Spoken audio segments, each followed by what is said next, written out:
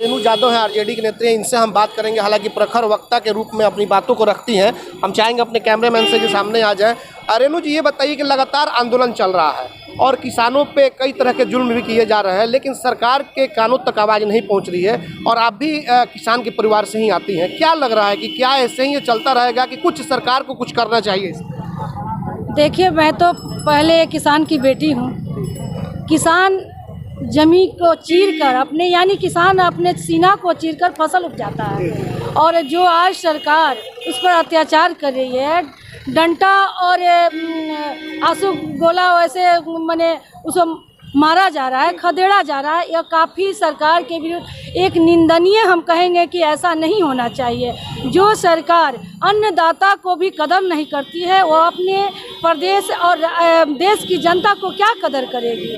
आज हमारे नौजवान भटक रहे हैं, महिलाएं कहीं सुरक्षित नहीं हैं। हम घर से निकलते हैं तो डरे रहते हैं कि कब हमारे कोई घटना घट जाए। आए दिन हमारी बेटियां सहमी हुई रहती है कि कहीं उनके साथ रेप जैसी घटनाएं न घट जाए। हमारे बच्चे आज भी जो उन्होंने झांसा दिया कि नौजवानों को हम नौकरी देंगे, आज लोकसभा भी चला गया, विधानसभा भी बीत गए, लेकिन क्या उनका एक भी स्टेटमेंट आया कि हम नौजवानों को नौकरी देंगे? उसके बावजूद जो किसान अन्नदाता कहलाते हैं, उनको डंडे गोजी से मारा खदेड़ा जा रहा है। यह कानून जो 3 काना कानून उन्होंने पास करवाया ध्वनि मत से जो लोकसभा में पारित की गई है, यह सदन का वह पारित नहीं था। उन्होंने ज़बरदस्ती ध्वनि मत से यह नियम पारित करवा लिए, जो किसान के लिए यह काला कानून है।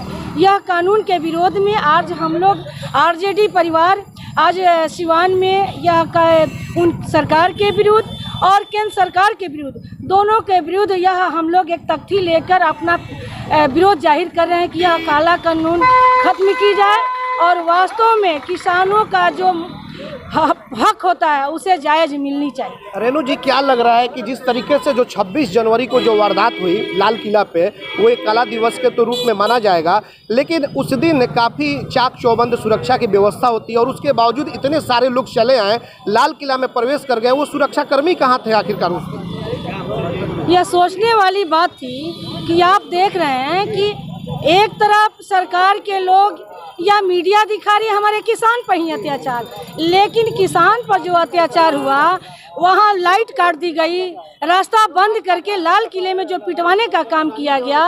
एक उसमें नाम चिन्हित आ रहा है, जो सनी देओल वहाँ के भाजपा के सांसद हैं, उनके प्रचार में जो वह व्यक्ति आया था, हम लोग देखते थे कि व्हाइट पगड़ी वाले जो व्यक्ति हैं वहाँ के मॉडल भी हैं और शायद अभिनेता भी हैं।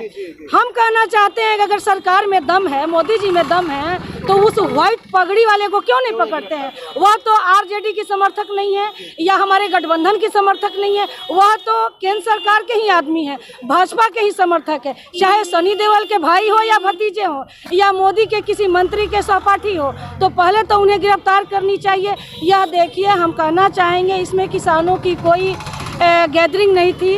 वह असामाजिक लोग किसानों के बदनाम करने के लिए, उनके लड़ाई को समाप्त करने के लिए षड्यंत्र रचने का काम किया गया।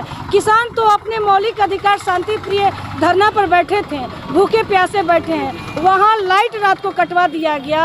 कल तो उनके पानी को भी बंद कर दिया गया। लाइट और पानी खाने के लिए जो किसान अपने गाड़ी से गांव के लोग खाना भेजने, जिस गाड़ी पर उनकी खाना आ रही थी उस गाड़ी को भी रोक दिया गया ताकि किसान यहाँ खाए नहीं, पानी नहीं पिए। तो यह तो एक अत्याचार है, यह अत्याचार हम होने नहीं देंगे।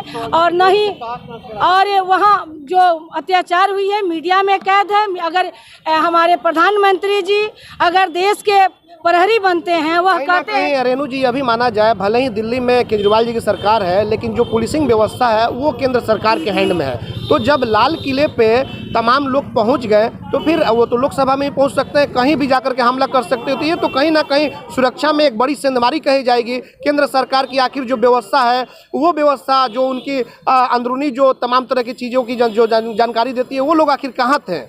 आम आदमी अगर हम परेड देखना जाते हैं हमारे बच्चे जाते हैं वहाँ, आम आदमी देखने जाते हैं कि 26 जनवरी 15 अगस्त में हम लाल किले के झंडा तोलन होते देखे, तो वहाँ रोका जाता है। आम आदमी जिसका हक है, हम पूछना चाहते हैं केंद्र सरकार से कि वहाँ इतने सुरक्षा होने के बावजूद भी आखिर लाल किले पर उस दिन जो एक हमारे देश की झंडा को मान सम्मान को तार तार किया गया है लाल किले पर चढ़कर, आखिर इनकी प्रशासन कहाँ थी, कहाँ सोई हुई थी? वहाँ अगर आम व्यक्ति चाहता है कि हम परेड देख लें तो उनकी तलाशी होती है, पूरे नीचे से ऊपर मशीन से देखा जाता है कि कोई गोली बंदूक का बम तो लेके नहीं घुसा है, और आपके अत्याचार करने वाले वहाँ असामाजिक लोग चले गए। लाल किले पर हमारे झंडे, हमारे भारत की झंडे को उन्होंने अपमानित करने का काम किया। पहले तो सजा उसकी होनी चाहिए जो उस पर झंडा फहराने गया है। तो विपक्ष वाले लोग ये भी बोल रहे हैं जो सरकार में है कि खालिस्तान का झंडा वहाँ पे फहरा दिया गया, तो इसे क्या कहीं दूसरे तरफ तो इसे मोड़ा नहीं जा रहा है? वहाँ दूसरे तरफ मोड़ा जा रहा है। किसान मेन है केंद्र सरकार को कि किसान की जो मांगे हैं उसे हम नहस तहस करें और अत्याचार करें। आज निजीकरण होते जा रही है, कल किसान के भी खेत को लीज पर ले लिया जाएगा और किसान को गिरवी रख लिया जाएगा और मन मुताबिक पूंजीपतियों से खेती करवाई जाएगी और किसान बेचारा देखते रह जाएगा टकटकी लगा के।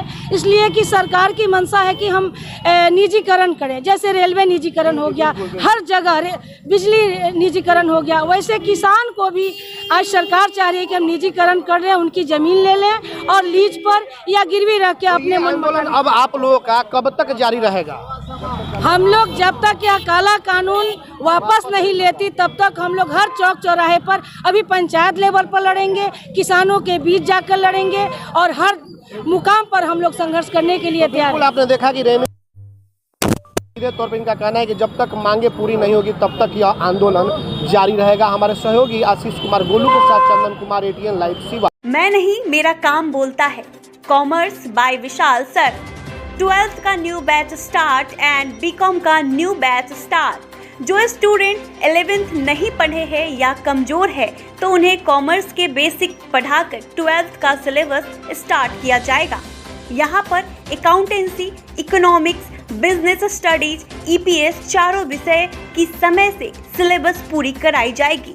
सिवान की एकमात्र ऐसी संस्था जहां lesson by lesson objective notes दिया जाएगा। वीकली टेस्ट की है व्यवस्था। एक लेसन के पूरा होने पर टेस्ट की है व्यवस्था। संडे को एक्स्ट्रा क्लासेज, कमजोर स्टूडेंट के लिए स्पेशल क्लासेज की व्यवस्था। पता राम राज्य मोड़, हनुमान चाय दुकान के पास, सिवान।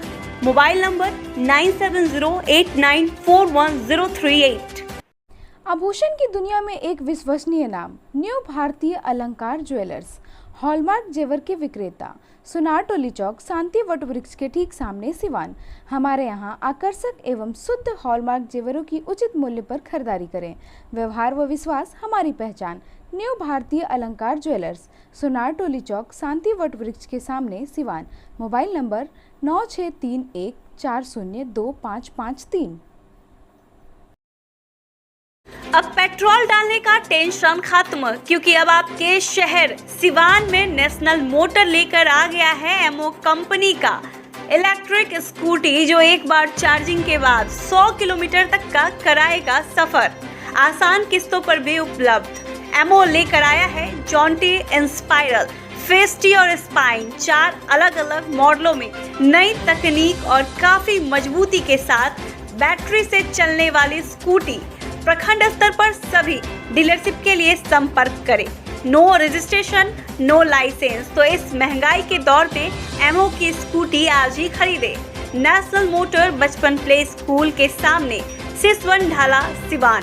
संपर्क करें 7050050508 7783069423। क्या आपके समय से पहले बाल झड़ रहे हैं? तो शादी विवाह में भी हो रही होगी परेशानी, लेकिन अब आप चिंता छोड़िए, क्योंकि अब आपके शहर सिवान में ही बाल लगाने वाले आ गए। हेयर फिक्सिंग न्याज, जहां सिर्फ 2 घंटे में वीक द्वारा बाल लगवाया जाता है।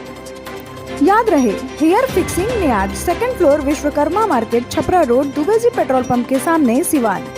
झड़े हुए बालों पर वीक द्वारा हेयर फिक्सिंग न्याज लगाएंगे बाल, जिससे आप दिखने लगेंगे स्मार्ट। कॉल करें 9917866636 और 8789216171 पर।